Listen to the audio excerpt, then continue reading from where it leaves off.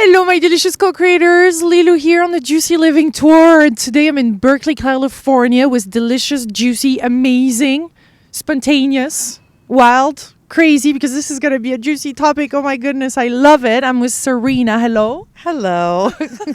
I think we're going to have a lot of fun with this one, my beautiful co-creator, because this is not your usual everyday topic, especially in the English language, because we French, we love to talk about sex, but this is not just sex. Far from it. This is really the union, the reunion, this magical, beautiful energy that is, how do you call that? That is actually circulating once one really make love to another from a whole other level, right? Yeah, everything you just said. You teach that. What a great life. Well, I feel like I have an opportunity to make a difference for folks. I have a little different angle on it. A lot of the other folks out there that also feel passionate about bringing romance and intimacy back into the bedroom, they come from a different place than I do. I'm actually sort of scientific about it. I know that sounds crazy. I know it sounds really weird, but I learned that energy is real. It can be monitored. It can be felt. If you have the right equipment, it can be seen. And that having a healthy sex life, even if it's just you, by the way, we say single cultivation, okay, is really important, because what the energy of an orgasm does is so ridiculously profound that, I had to get involved, but I got involved with it more, like I said, as a practitioner and a teacher than just as a female, interested in something fun. And what I learned is that love can be the most healing thing in our lives. And you can bring it into the bedroom, or you can just raise the energy, in other ways. But I've never seen healthier people than those that embrace love. Yeah. Now, if you can really harness that and move into this higher space of orgasm, what you're able to do with that energy is quite profound. Yeah. I haven't really seen anything quite like it. And by the way, the energy of an orgasm without the energy of the heart blended with it, it's not the same. Okay, so we're going to get into that, but first let's go to the basic love. What do you mean by love? It's not really doing something for another that we don't want, or like those younger girls doing things like it's not even sex, like a blowjob, like if it was a handshake. Like, what is really love? What is this big word that's been misused, I feel? It starts with the self, and any psychologist is going to tell you that. I don't think these girls in high school, unfortunately junior high sometimes, these young girls would be offering their body in exchange for stuff, homework, whatever, popularity. I don't think they would be using their body in this way as a commodity if they had self-love. And this has to start at home with our parents. So we start with the most basic, and that is self-respect and self-love. And that is exactly what I mean. Just self-love, self-respect. I care for myself too much to allow these bad things to happen to me. Yeah. To think that my body has no value, my heart, my mind have no value, other than to get my homework done. So we start with that. Then love as we get, then we have love for our parents and our family. That can grow into love for our community. And that's real. That's real. It's connection. And if a person is lucky enough to cultivate a loving relationship with another human being, well, that's another kind of love. One of the things I've learned from traveling is that in some countries, they have all these different words for the word love. Mm-hmm. In America, you love French fries as much as you love your husband, okay? Because there's only one word. Yeah. It's love. Yeah. And we love it all. I would love to have dinner with you. I would love to kill you. So that's a little bit strange, and I think we get confused about that. Yeah. So when I talk about blending the energy of the heart or love, it's multi-layered, but it all comes down to good connection with the self-respect, And for those who have faith in, a creator, I think that that love between yourself and your source, whatever that looks like, it could be. It's sometimes some of the most profound love I've ever seen. It gets people through heartbreak and loss. Let's go into the orgasm and how orgasm actually could be used. The energy of an orgasm can be not transmuted but reused to regenerate the cells. Because this is really what you talk about in your workshops, in your books. This is really amazing conversation to have. Not a common one. No, I guess it's really not. And it's funny for me because it's such a part of my life that I don't think about it so much anymore. Of course I massage my breasts. It's good for you on so many levels. And does it stimulate the ovaries and the uterus? Yes. Can you feel uterine contractions after a few minutes of breast massage? Yes. So is it sensual? Yes. Does it produce estrogen in the body? Like if a baby was suckling, it produces estrogen? Yes. Does that help to make me a little more feminine in that moment? Yes. So, like I said, I have this scientific point of view, and I forget that it is a very unusual conversation. But it's huge, and it's changed my life and the lives of my students or just women that I know that do these practices profoundly. So let's talk about the most exciting part, and that is this energy of an orgasm. Well, I think most of you women would agree that when you have an orgasm, you have the sensation of energy coming out, right? Yeah. If it had a flow, it would be flowing out, okay? As would, any kind of liquids or anything like that. Well, that's a contraction. And a contraction is a physical thing that could be trained to go the other way. Now, I could sit here and talk to you about, what happens when you raise your vibration and you look at cells under a microscope, and I encourage you to do that and research and study all this stuff on your own and see what health benefits a well-balanced, emotionally well-balanced man or woman could derive from raising their vibration with orgasmic energy. Again, you have to be healthy. If you're not healthy, you're just going to grow whatever's in there. Sexual energy is neutral. It doesn't just grow positive or just grow negative. Okay? It's a neutral energy that just grows whatever it touches. It's sort of like drinking a pot of espresso. Okay? It's going to grow whatever's in there. Like fertilizer for... That is a perfect example. Oh. It's like fertilizer. So you better be sure you know what you're... natural one. Well, yeah. And you better be sure you know what you planted before you put that fertilizer in there. Because if you plant something horrible that's going to kill everything else in the garden, big mistake. Just don't put fertilizer in yet. Wait. And there are practices to help a person's garden be ready to be fertilized. Okay? We do that for a while. We don't just start with sex. Yeah, that's part of the belief system of the clearing, kind of a detox first. Well, you can call it a belief system or you can call it science. I mean, it's just based on 5,000 years of watching people do this, okay? If you are an unhappy person and then you pull this orgasmic energy into your body, you're going to grow that emotion because it's imbalanced. If you're imbalanced, you're going to grow the imbalance. But what if you were balanced? What if your joy and pain were balanced and you actually could choose every once in a while how you want to be?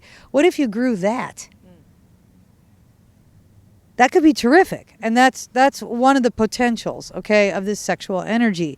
So, I want to... How does that work to reverse it in? I mean, how do you technically do that and bring it to the heart even, or to every cell, or you share it? What do you do with this thing? Again, that's part of what you're going to have to train. I'll give you like one thing a person can do, but please, don't start playing with this too much without training. I give you a little bit of information here and don't go crazy with it, okay? So let's just say you're a male or a female and you become aware that you have a path that runs up the back of your spine, over your head, comes into your mouth, connects via your tongue to the roof of your mouth behind your front teeth, then comes down the front, okay, and just basically makes a circle or an orbit around your body, up the back and down the front. Well, now all of a sudden you have a place to move chi or move energy, right? Huh. From now, what would it happen if every time you circulated your energy in this orbit, you actually refined it or cleaned it, and it became lighter and more balanced, and you could use it for other stuff? Huh. Then what if you were trained to save your energy or store, we say, the energy in your belly? So it can't go crazy in there. There's just, you make a little nest, you put a little pearl there, put all your energy right there. It's not going to give you a headache. It's not going to make your heart race. It's not going to make you act weird. It's a great place to store your energy. Now, what if you had sex like every day and you kept pulling this? Okay, now say you have an orgasm, and we're going to train you. I'm not going to say too much more. How to reverse that flow. It takes a little practice. Oh, you have to practice being pleasured. Okay, bummer. So what if you learned how to pull the energy out, this sexual energy, this reproductive energy that makes life? Men make life with sperm. Women make life with their eggs. Okay, what if you could harness that and the orgasmic energy, because that feels good, and pull it into your body, circulate it, refine it, store it, so you can use it whenever you want by using your mind. You want to heal something, you want to add energy to something. What if it was just that simple? Let's speak for men out there. Actually, not all ejaculations are orgasm, are they? No, and actually with young guys we see that they'll have an ejaculation and they miss the orgasm part. It happens all the time. Orgasm. I just made a new word. Orgasm and ejaculation for a man are two separate bodily functions, and frankly, they are for a woman as well, too. By the way, most women do not have ejaculatory orgasms. Most of them do not. Most of them have an orgasm without ejaculating through the urethra. Okay. I had those conversations with my French videos about femme fontaine, we call it. The fountain. Yeah. Which is very. By the way, is that something quite common, or that every woman can access? That is, it depends on who you ask. Most of us are going to tell you it is such an emotional experience that no, not every woman can have it, because you really have to let go. Okay? Yeah. Largely because the sensation of urination goes along with it, and most women, the moment that steps in, they clamp down. They don't even know they're doing it. Okay? You really have to relax and sort of be guided through it, unless it just happens to you quite naturally. And yeah, there is a difference between urination and female ejaculation. Yeah. Big one. Okay. So I love sitting at a table with experienced practitioners who talk about how this woman gushes all over them, and I say, I hate to have to tell you this, guys, that was urine.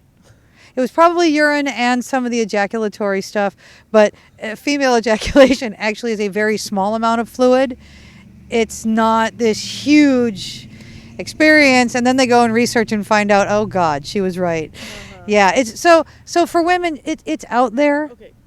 For men, it's more accessible. Okay. So this was a little bracket conversation. I know we could go on forever in this female ejaculation. So back to men. So for men, this is much easier. I mean, we can literally use two fingers and put it on a very specific, they call it the $1 million point, and you can literally just stop the fluid from coming out. Now, we train them how to clamp down and do certain things so that after a while, they just do it with their mind and a little bit of breath and muscle, okay?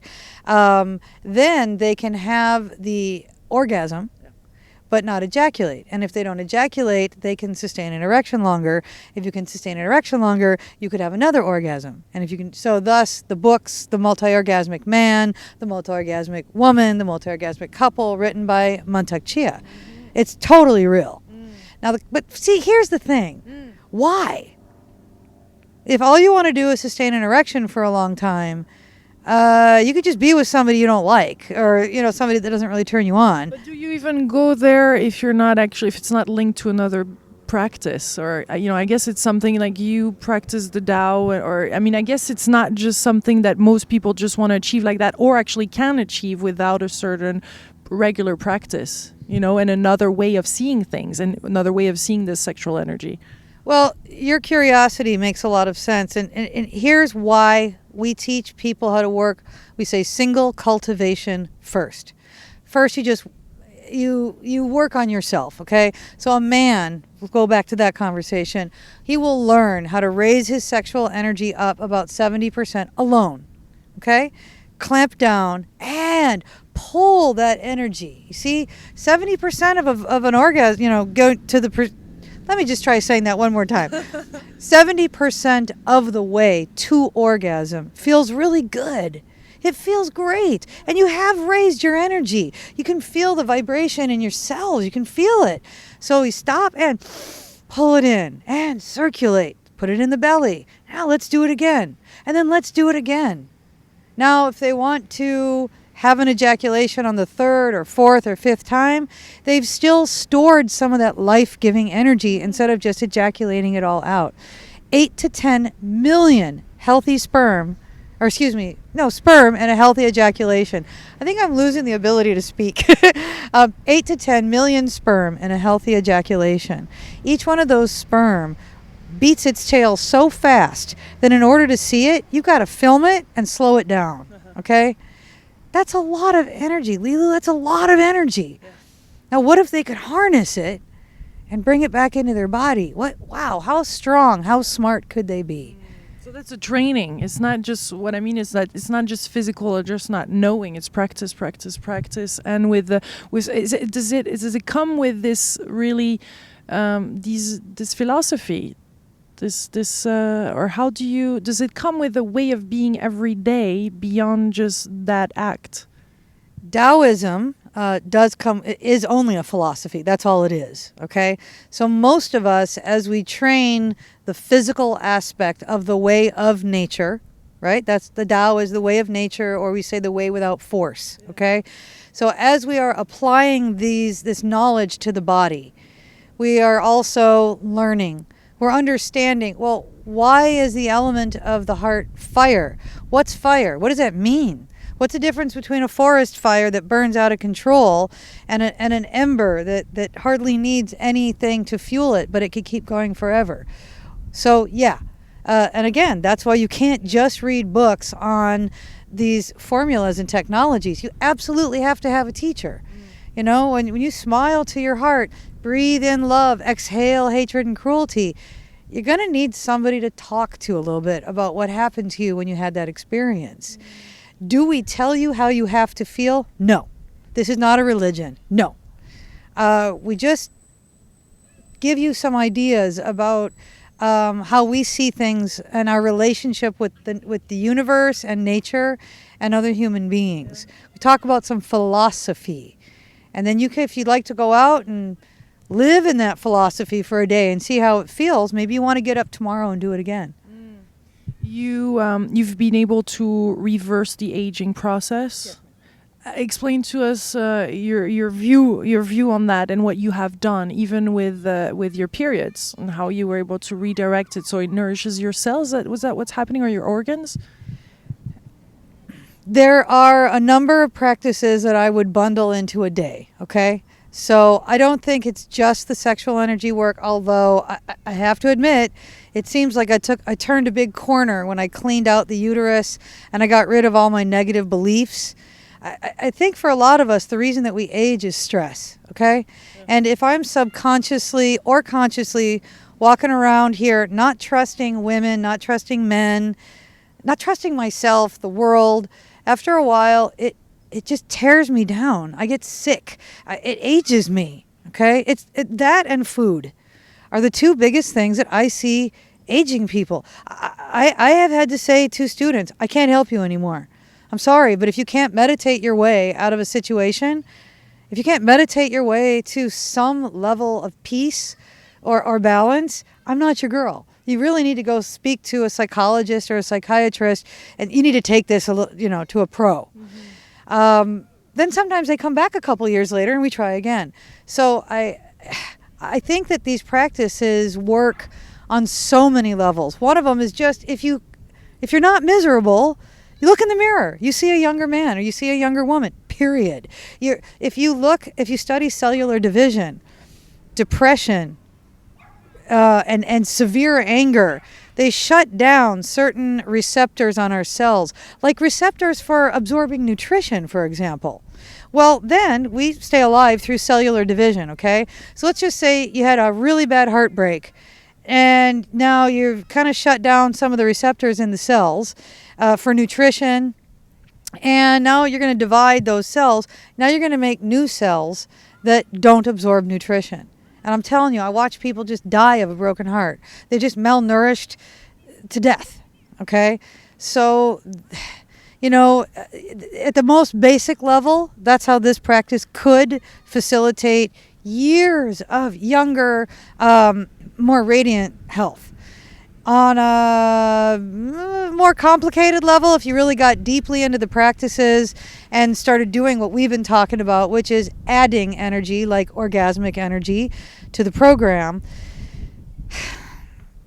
now you're talking about consciously raising the vibration of your cells. I mean, it's so individual. You won't even know how it's going to affect you until you do it. How does it get any better than that? I got to tell you, I'm a fairly vain woman. I mean, I am accustomed to my lovely hair and my boobs and, this little body. Yes, I work for it. I move, I eat well. But honestly, nothing has made me more radiant and made me feel better about the way I look in the mirror than understanding a little bit about biochemistry, hormones. I mean, come on, women look different after menopause. They do. And one of the practices that we have, you could either menstruate less or you could just stop. Okay? Of course I work with women that have already gone through menopause. And we just learn how to balance the hormones and feel more feminine. And it works. But if you never had to go through that, if your biological alarm clock, that one, never went off, maybe you could stay looking like this for a really long time. I've seen it. I want that. Feeling good, too. I mean, not just looking good, but feeling good. Yeah. The energy is ridiculous, I hang out with people in their 30s and I have all this energy. And, when I'm in France, actually, I stay with a gal that gives me all this raw sprouted food. Then I teach a lot. I work a lot while I'm in France. I can sleep 4 hours a night after night after night. If I combine live food with these practices, it is ridiculous how much energy I have. Yeah. So can you start an orgasm without the partner too, and kind of do that every day? Yes, absolutely. Very handy. Oh yeah. It takes a level of self-awareness and self-mastery, I would have to say. But I can, there's a couple of really beautiful meditations that have been shared with me from my teacher to raise that energy simply by thinking about stuff. Maybe you think about Brad Pitt or, imagination. Well, think about it. Now, if you could just have these thoughts and then feel that energy, grab the energy and pull it inside, it's like a power nap. I mean, you can do this in 5 minutes. It's healthy energy. I mean, unless you're seeing... Bottle it up and sell this thing. Yeah, well, if you do that, I'll buy it. I don't think so. It's all self-generated. Yeah. And a lot of chi, huh?